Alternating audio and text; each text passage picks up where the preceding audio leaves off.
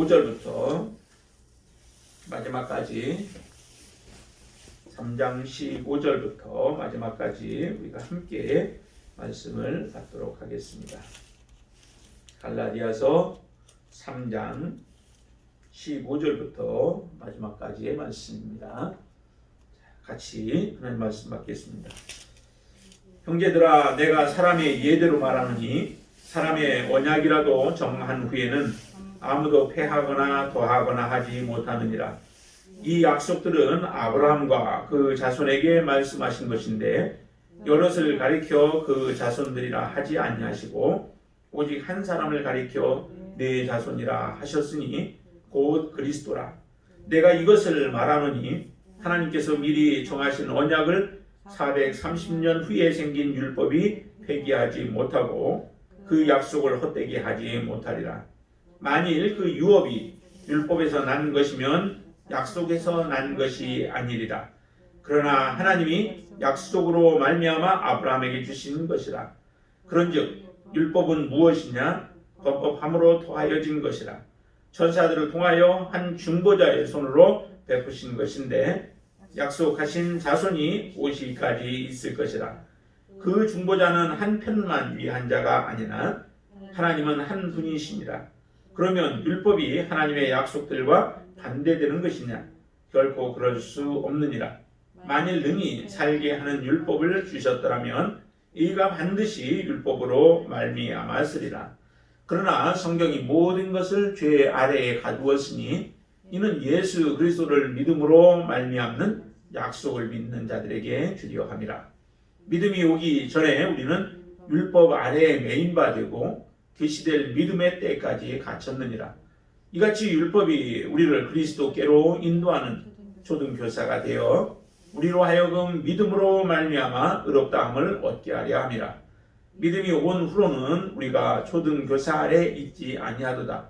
너희가 다 믿음으로 말미암아 그리스도 예수 안에서 하나님의 아들이 되었으니 누구든지 그리스도와 합하기 위하여 침례를 받은 자는 그리스도로 옷 입었느니라.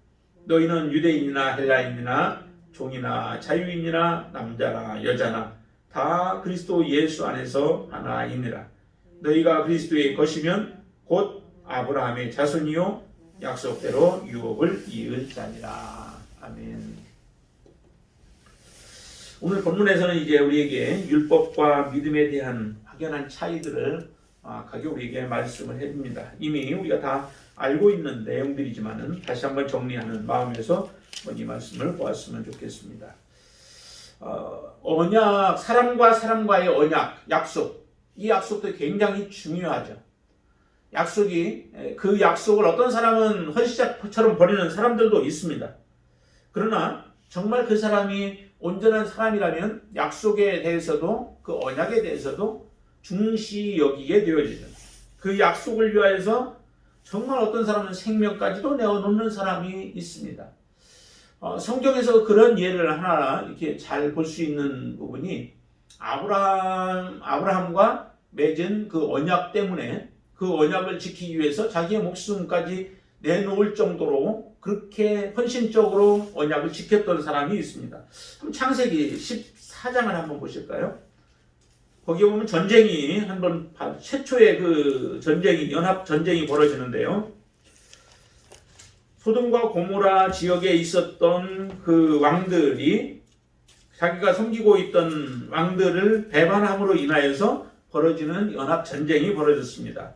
14장 1절에 한번 보시면 이렇게 나오죠. 창세기 14장 1절에 보시면 당시의 신할 왕 아므라벨과 엘라살 왕 아리옥과 엘람 왕 그둘라멜과 고임 왕 디달이라고 하는 네 왕이 있습니다. 이 나라들은 그 당시의 강대국들이었죠. 그런 나라들이었는데 그들이 지금 2절에 보시면 5 그 족속의 왕들이 나옵니다. 소돔 왕이 있고 고모라 왕, 또 아드마 왕, 그리고 스보임 왕, 그리고 소알 왕, 이런 왕들이 있는데 그 5 왕들과의 연합 전쟁이 벌어졌습니다. 서로 연합해서 싸움이 벌어졌는데 결국 소돔과 고모라와 소알 지역에 있는 이 왕들이 패하게 되어지죠. 패하고 아브라함과 조카 롯이 흩어져 따로 떨어져서 살았었는데 그때 이 소돔에 살고 있었던 조카 롯이 결국에는 이 전쟁에서 사로잡혀 가게 되어집니다. 이 사로잡혀 가게 되어졌다는 소식을 그 전쟁터에서 간신히 도망 나온 그 사람을 통하여서 듣게 되어진 아브라함이 이제 그들을 향해서 싸우러 전쟁을 하러 가게 되어지죠. 근데 그때 전쟁하러 갈 때에 인원이 자기가 가지고 있었던 인원이 몇 명이었어요? 14절에 보시면 이렇게 나오죠. 14절 한번 보실까요? 아브라함이 14절에 아브라함이 그의 조카가 사로잡혔음을 듣고 집에서 길리운 훈련된 자 318명을 거느리고 단까지 쫓아가서 그러는데 그때 갈 때에 누구하고 같이 가요? 가는 사람들이 13절에 보시면 거기 나오죠. 마므레라고 하는 사람이 있고요. 마므레는 에스골 형제요. 그 다음에 아넬이 형제라고 이렇게 하는데요. 그 세 명의 사람들이 누구하고 동맹을 맺었냐면은 아브라함과 동맹을 맺었습니다. 이 세 사람들이. 그래서 그 동맹을 맺은 것 때문에 아브라함의 조카 롯이 그 포로로 잡혀갔다는 소식을 듣고 그를 구출하기 위하여 아브라함이 간다고 하니까 아브라함과 함께 동행을 한 겁니다. 그 동행에서 318명 그리고 혹시 이 에스골이나 마므레나 아넬이 가지고 있었던 군사가 있다 할지라도 과연 그게 몇 명이나 되겠어요? 이 전쟁에서 지금 이 소돔 왕들은 패한 왕들이에요. 그리고 신할 왕 등 거기에 있는 네 왕들은 승리한 왕들입니다. 그 승리한 왕들을 향하여서 지금 조카를 롯을 구하기 위하여서 지금 하고 있는 거예요. 이게 그들이 가야 하는 이유가 이 동맹 때문에 그렇다는 거죠. 동맹은 곧 자기의 목숨을 내놓고 결연하는 거예요. 당신이 위험에 빠졌을 때는 내가 당신을 돕겠고 대신 내가 위험에 빠졌을 때는 나를 도우라라고 하는 돕자라고 하는 그런 동맹을 맺은 것 때문에 자기의 목숨을 내어놓고 지금 그 전쟁에 같이 가담해서 싸우러 나갔던 거예요. 이렇게 귀중하게 여기는 겁니다. 사람의 언약조차도 이렇게 귀하게 여기고 또 그것을 중하게 여겨서 자기의 목숨을 그 하나밖에 없는 목숨을 내어놓고 싸움에 나갈 정도로 이렇게 싸움에 같이 참여했던 거죠. 근데 오늘 본문에서는 이렇게 얘기를 하죠. 사람의 언약이라도 정한 후에는 아무나 피하지 않는다. 그렇잖아요. 약속을 한번 맺으면 그 약속을 우리가 지키기 위해서 최선을 다해요. 거기에 우리의 마음을 쏟아붓고 열심으로 그 약속을 지키기 위해서 행한다는 거죠. 이렇게 사람의 언약도 중요한데 그보다 더 중요한 게 무엇인가? 하나님과의 약속이 중요하다는 것이죠. 하나님과 맺은 약속 그리고 하나님이 사람들과 맺어놓은 약속 그 약속은 변개할 수 없는 겁니다. 하나님의 입장에서는 결코 하나님이 변개하지 아니하시죠. 그래서 사람들이 이것 때문에 많이 그렇게 주장을 해요. 한번 하나님께서 택한 백성은 버리지 않는다라고 말씀하시죠. 그렇죠. 하나님 편에서는 버리지 않죠. 하나님이 먼저 약속을 파기하지 않는다는 거예요. 하나님은 반드시 약속하신 것은 하나님 편에서 그것을 지켜내셔요. 그렇기 때문에 하나님은 사람들은 뭔가 더 중요한 것을 놓고 우리가 맹세를 하지만 하나님은 자신의 이름을 걸고 맹세를 하시게 되어지죠. 그거는 결코 변개하지 아니하신다고 하는 하나님의 약속인 것입니다. 그렇게 하나님께서는 약속을 하시고 그 약속을 준행하시지만 사람 편에 있어서 사람들은 하나님의 약속을 하나님과의 약속이라 할지라도 그 약속을 어기는 경우들이 많이 있다라고 하는 겁니다. 그럴 때는 하나님도 그 약속을 지킬 수 없는 거예요.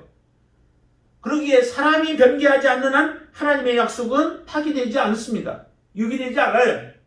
반드시 그 약속은 이루어집니다. 근데 이렇게 말씀하십니다. 16절에 보시면은 이 약속들은 아브라함과 그 자손에게 말씀하신 것인데 라고 얘기해요. 아브라함과 하나님이 어떤 약속을 하실까요? 여러 가지 약속을 많이 하셨는데 그 약속, 창세기 12장에서도 약속을 하시고 또 15장에서도 하시고 하는데 그 약속들 가운데서 특별히 창세기 22장에 보시면은 이런 약속을 한번 하세요. 한번 보실까요? 제가 읽어드리겠습니다. 창세기 22장에 보시면은 하나님께서 번창케 하신다는 약속을 주시는데 그 약속을 누구하고 약속을 하시냐면은 아브라함과 약속하는 가운데에서 22장 18절 말씀에 보시면 이렇게 약속합니다. 16절부터 제가 쭉 읽어드리겠습니다. 16절부터 보면 이르시되 여호와께서 이르시기를 내가 나를 가리켜 맹세하노니 내가 나를 가리켜 맹세한대요. 내가 이같이 행하여 내 아들 내 독자까지도 아끼지 아니하였은즉 내가 네게 큰 복을 주고 네 씨가 번성하여 하늘의 별과 같고 바닷가의 모래와 같게 하리니 네 씨가 그 대적의 성문을 차지하리라. 그 아브라함의 씨가 번성케 되어지고 하늘의 별과 또 바다의 모래처럼 그렇게 많아진다라고 하는 뿐만 아니라 대적의 문을 성문을 차지하게 될 것이다 라고 하는 약속을 주세요. 그러시면서 18절에 이런 약속까지 더하시죠. 또 내 씨로 말미암아 천하 만민이 복을 받으리니 이는 내가 나의 말을 준행하였음이라 하셨다 하니라. 그렇게 말씀하시죠. 내 씨로 말미암아 천하 만민이 복을 받으리라 라고 하시는 약속을 하나님의 이름을 걸고 약속을 하신 겁니다. 하나님께서 이처럼 아브라함과 하신 약속을 하나님이 지키신다라고 하는 거죠. 아브라함이 하나님의 말씀에 순종하고 온전하게 했기 때문에 그 약속은 유효하고 그 약속은 반드시 이루어진다는 거예요. 그런데 그 약속을 누구를 통해서 이루시냐면은 그 자손이라고 했는데 특별히 여기는 한 사람을 두고 얘기했다는 거죠. 그 한 사람, 오직 한 사람을 가리켜 내 자손이라 하셨으니 누구를 얘기하면 곧 그리스도라고 얘기를 하는 겁니다. 예수 그리스도를 통하여서 우리에게 복을 주시겠다라고 하시는 그 약속이라는 겁니다. 하나님이 예수 그리스도를 통해서 우리에게 주시겠다는 약속, 그 약속이 어떻게 율법에 의하여서 폐기되어질 수 있겠느냐? 결코 율법에 의해서 폐기되어질 수 없다라고 하는 겁니다. 그러면 이 약속이 이루어지기 위해서는 율법에 의하여 결코 사람이 의롭게 되어질 수 없다는 거예요. 율법을 통해서 우리가 복을 얻지 못한다는 겁니다. 율법이 그러면 왜 필요할까요? 이렇게 얘기하잖아요. 그 19절에 보시면은 그런즉 율법은 무엇이냐? 율법이 무엇일까요? 율법을 통하여서 우리가 의롭게 되지 못한다고 한다면, 그리고 율법을 통하여서 우리가 하나님의 약속을 얻을 수 없다면은 율법은 무엇이냐는 거죠. 18절에 그러죠. 만일 그 유업이 율법에서 난 것이면 약속에서 난 것이 아니라 그러나 하나님이 약속으로 말미암아 아브라함에게 주신 것이라라고 말씀하시죠. 하나님이 약속하신 것을 아브라함을 통하여, 아브라함이 특별히 그 자손 예수 그리스도를 통하여 우리에게 주시는 것이 하나님의 언약이라는 거예요. 하나님의 유업이라는 거예요. 하늘나라를 우리에게 주시겠다는 거예요. 영원토록 하나님의 나라에서 살 수 있는 축복을 주시겠다는 거죠. 그러면 이제 우리가 생각하는 것은 율법이라고 하는 것이 과연 무엇인가라고 하는 의문에 우리가 들게 되어지죠. 이스라엘 백성들은 그 율법을 붙잡고 믿음으로 살아왔고 계속 그 율법을 주장하면서 지금도 살아가고 있는데 그 율법이 무엇이기에 그들은 그렇게 붙잡고 있는가? 과연 그렇게 율법을 붙잡고 있다고 해서 이스라엘 백성들에게 과연 무엇은 유익이 있겠는가라고 하는 부분이에요. 율법을 통하여 우리를 의롭게 할 수는 없으나 율법에 유익한 부분이 있었다라고 말씀을 드렸죠. 근데 그 19절에서는 율법이 유익한 부분이 뭐예요? 범법함으로 율법은 우리에게 주어진 것이다 라고 하는 거죠. 죄를 범한 것 때문에 우리에게 이 율법이 주어졌다는 거예요. 죄를 범하지 않았더라면 과연 율법은 필요가 없었겠죠. 430년 이후에, 약속한 이후에 율법을 주셨는데, 모세를 통하여서 율법을 이스라엘 백성들에게 주셨고 그것을 유대인들에게 주셨는데 그 율법이 왜 필요했던가? 그들이 죄를 범했기 때문에 죄에서 어떻게 해서든 죄를 씻기 위한, 그래서 제사법을 이제 그들에게 주셨던 거죠. 제사를 하도록. 그렇게 해서 죄들을 씻어주시기는 하지만은 온전케 할 수 없다는 거예요. 하나님의 뜻 앞에 온전히 세울 수 없었다는 거예요. 그러기에 범법함으로 주어진 것들이고 그것은 필요한 것이 어느 때까지 필요한 것이냐?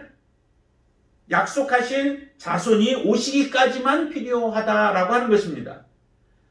다시 말하면 약속하신 자손이 누구예요? 예수 그리스도께서 오시기까지만 이 율법이 필요하다라고 하는 것을 우리에게 지금 말씀하고 있는 것이죠. 그러면은 예수 그리스도가 오면은 그 이후에는 율법이 필요가 없는 것이죠.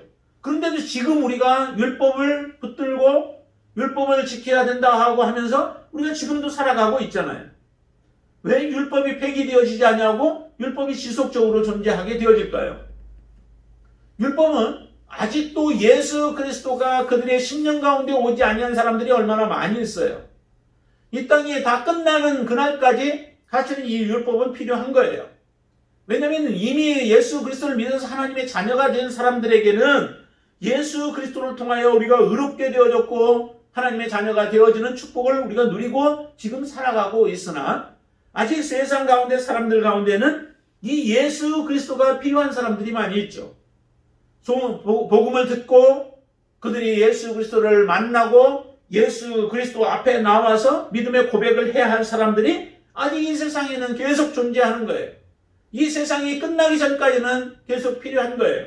그러기에 하나님의 말씀은 지속적으로 필요한 것이고, 그리고 이제 하나님께서는 그 모든 율법을 우리의 육신을 가지고 우리의 노력으로, 우리의 의로, 우리의 힘으로 그것을 이룰 수 없었던 것들을 이제 하나님 안에서, 예수 그리스도 안에서 그 모든 것들을 이룰 수 있는 능력을 우리에게 하나님은 주신 것이죠. 그러기 예수 그리스도가 이 땅에 오시면 이미 우리는 예수 그리스도를 믿음으로 말미암아 의로운 자라고 하는 칭함을 우리는 받았죠. 의롭게 하나님은 우리를 해 주셨습니다. 그런 우리들에게 있어서 율법과 우리와의 관계는 이제 어떤 관계가 되어지는가? 자, 거기 21절 말씀을 한 번 더 보시죠. 21절 보시면 같이 있습니다. 그러면 율법이 하나님의 약속들과 반대되는 것이냐라고 하는 거죠. 하나님의 약속과 율법이 반대가 되어지는 것이냐? 사도 바울은 결코 그럴 수 없다라고 하는 거죠. 결코 그럴 수 없다는 겁니다. 만약에 율법에 의해서 우리가 의롭게 되어질 수만 있었다면 사실은 예수 그리스도는 이 세상에 올 필요가 없었습니다. 예수 그리스도가 십자가에 죽으실 이유가 없었습니다. 율법으로 말미암아 우리가 의롭게 되어지기 때문에 그런 거죠. 그러나 율법으로 우리를 의롭게 할 수 없고 단지 율법의 역할이 어떤 역할이냐면 우리를 죄 아래 가두는 것이다 라고 22절에서는 말씀하죠. 우리를 죄 안에 가두게 만들고 우리는 죄인이다 라고 하는 것을 깨닫게 하시는 것입니다. 우리 자신이 철저하게 하나님의 심판 가운데 놓여 있는 자다라고 하는 것을 율법을 보면서 우리는 깨닫게 되어지죠. 율법을 우리가 덮어두고 있으면은 우리의 죄성을 잘 깨닫지 못해요. 내가 어떤 존재인가를 알지 못해요. 그러나 율법 앞에 또 하나님 말씀 앞에 우리가 서게 되어지면 내가 얼마나 연약한 존재였었는가라고 하는 것들을 우리가 깨닫게 되어지면서 우리는 더더욱 누구를 필요로 하게 되냐면 예수 그리스도가 정말 필요하구나라고 하는 것들을 우리로 하여금 알게 만들어 주시죠. 그래서 율법을 대할 때 또 말씀 앞에 우리가 서면서 우리 자신의 흠이 어디가 있고 무엇이 부족한지를 우리가 보면서 우리의 그 모습들을 예수 그리스도께 나아가서 우리가 고침을 받는 게 그게 바로 이 율법이 행하는 아주 큰 기능 중에 하나인 것입니다. 결국에 예수 그리스도를 만나게 하는 역할을 이 율법이 하고 있다는 거죠. 그 표현을 24절에서는 이렇게 얘기합니다. 초등교사라고 몽학선생이라고도 표현을 했었죠. 이전에는 몽학선생, 초등교사. 그것은 주인의 자녀들을 성인이 될 때까지 그들을 교훈하고 또 감시하고 감독하는 이런 역할을 하는 사람이 이 몽학선생이었어요. 초등교사였어요. 그 역할을 하는 것이 뭐냐면 이 율법이라고 하는 것이죠. 율법은 결코 율법 자체로서 우리를 거룩하게 할 수 없습니다.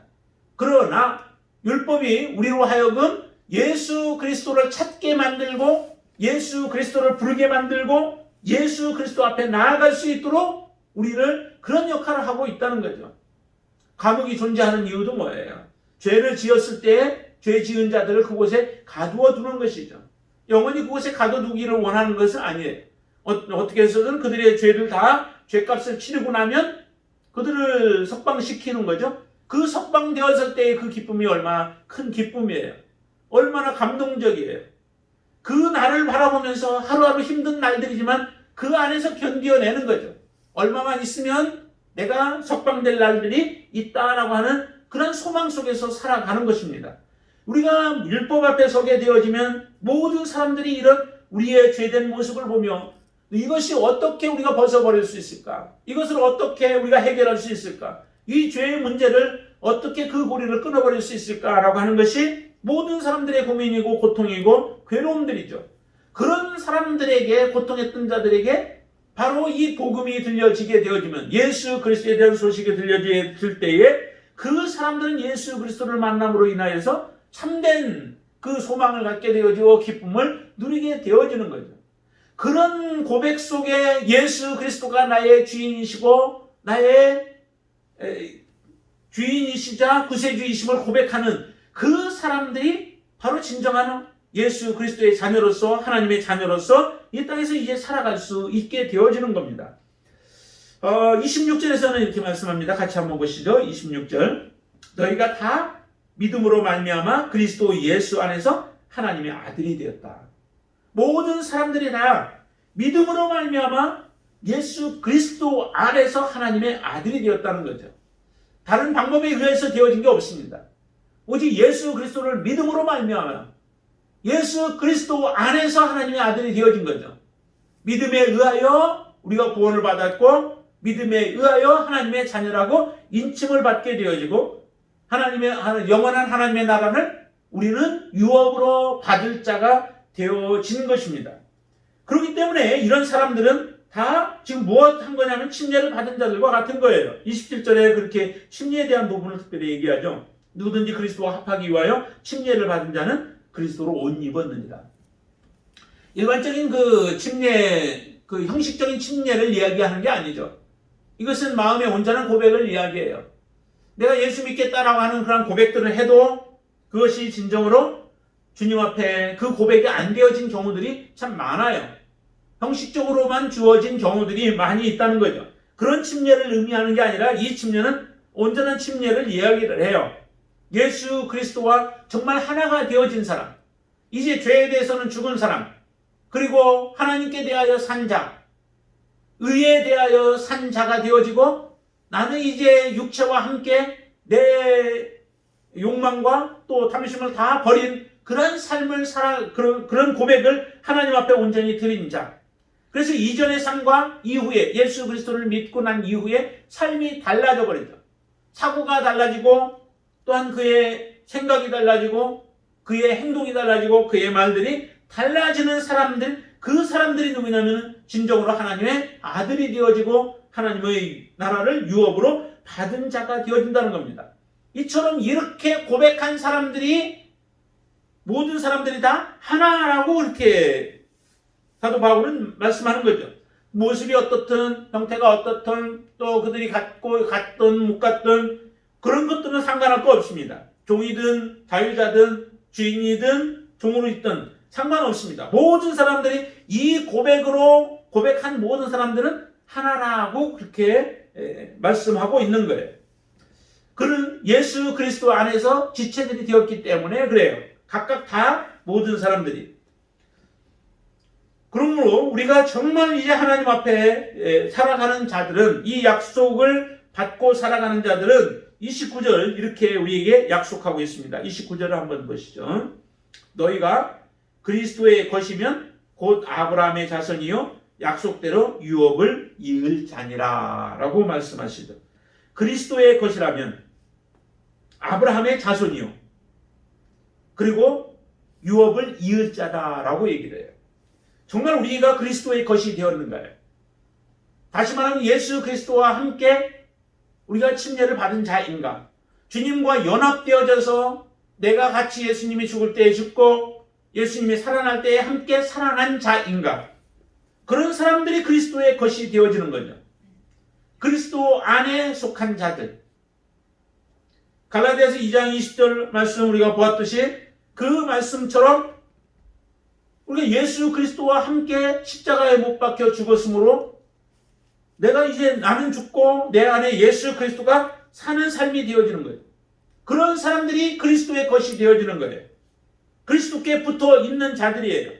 요한복음 15장에서 예수님은 포도나무고 아버지는 농부고 우리는 그의 가지라고 말씀하시죠. 그리스도의 것이라면 우리가 예수 그리스도께 붙어 있는 자가 되어진 사람이 그리스도의 것이 되어지는 거예요. 그런 사람들은 아브라함의 자손이라는 겁니다. 그리고 하나님께서 우리에게 약속하신 유업을 받는 자들이 되어졌다라고 말씀하고 있습니다.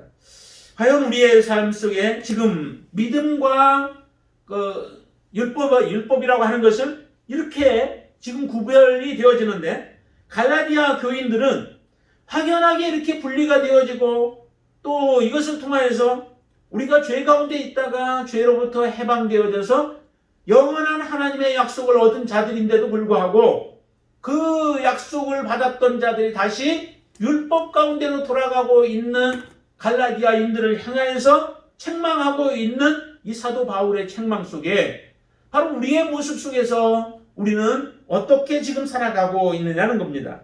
하나님의 약속의 말씀을 더 확실하게 우리가 받고 있는 하나님의 자녀로서 하나님께서 우리에게 주신 이 구원 또 자유함, 그 자유함을 다른 것에 의하여서 자꾸 속박되어지고 다른 것에 의하여 매여 살아가려고 하는 사람들이 많이 있다는 거예요. 그리고 이 축복을 받아 누리면서도 세상 것을 바라보며 세상 것에 마음을 뺏기며 살아가는 사람들이 있다는 겁니다. 그런 사람들은 사도 바울이 이야기한 것처럼 정말 어리석은 자들이다 라고 하는 것을 우리에게 확연하게 지금 말씀을 해주고 있습니다. 다시는 우리는 죄 가운데 돌아가지 말아야 합니다. 감옥에 갔다가 나온 사람들이 다시 가는 경우들이 많다라고 얘기를 해요. 교도소에 가서 고통했던 것들을 잊어버리기 때문에 그렇죠. 개가 토하였던 것으로 다시 돌아감과 같은 모습들. 돼지를 시켜놓아도 돼지는 다시 그 본성이 더러운 데로 향하여 가듯이 우리의 모습 속에도 우리 죄가 자꾸 우리를 끌어당기는 부분도 있습니다. 그러나 정말 하나님을 사랑하는 자들, 예수 그리스도와 함께 침례를 받아서 그리스도로 옷 입은 사람들, 그래서 의롭게 되어진 사람들은 다시 그 길로 돌아갈 수 없는 것입니다. 돌아가서는 안 되는 거죠. 돌아갈 수 없습니다. 우리가 하나님 앞에 우리가 받은 바 은혜가 이처럼 크고 또 우리에게 감동적이고 또 그 날이 너무도 귀한 날들이기에 우리는 다시 이 세상의 것으로 우리의 마음을 더럽히거나 이 세상의 것으로 인하여서 우리의 마음을 빼앗기지 아니하고 오직 예수 그리스도로 옷 입은 우리의 삶을 거룩한 모습으로 지켜내며 또한 하나님이 주실 그 유업을 약속으로 받을 그날을 소망하면서 믿음으로 주님 앞에 살아가는 저와 여러분들 되시기를 주님의 이름으로 축원을 드립니다. 기도하겠습니다. 아버지 하나님 앞에 우리가 서서 믿음으로 살아가는 그 날들이 참으로 힘든 날들이 많이 있지만 그러나 그런 가운데서도 우리 안에 역사하시는 성령님을 의지하여 날마다 우리가 승리할 수 있도록 역사하여 주시옵소서. 더 이상 죄의 종으로 살아가는 것이 우리의 마음속에 기쁨이 될 수 없습니다. 오직 예수 그리스도와 함께 살아가는 그 날들이 우리에게는 참된 기쁨이요 즐거움이요 또 우리에게는 소망입니다. 이제 영원히 하나님과 함께 살아갈 그 유업을 받은 자답게 아버지 하나님 이 땅에서 살아가는 동안에도 천국을 소망하며 살게 하여 주시고 아브라함의 온전한 자손으로서 우리가 믿음으로 잘 살아갈 수 있도록 역사하여 주시옵소서. 세상의 것에 의하여 우리가 물들지 않게 도와주시고 세속화되어지지 않도록 우리를 지켜 보호하여 주시옵소서. 오직 말씀으로 거룩하게 하여 주시고 예수 그리스도가 이 땅에 오셔서 우리를 위하여 십자가의 길들을 가시며 우리를 거룩해 하신 주님의 그 십자가의 은혜를 다시 우리가 짓밟는 자 되지 않게 하여 주시옵소서. 예수 그리스도를 다시 못 박지 않게 하여 주시옵소서. 거룩함 가운데 주님의 영광이 되어지도록 인도해 주시옵소서. 연약한 자들을 주님께서 만져주시고 주님의 충만한 은혜로 영육간의 충만한 은총으로 채워 주시옵소서. 예수님의 이름으로 간절히 기도드리옵나이다. 아멘.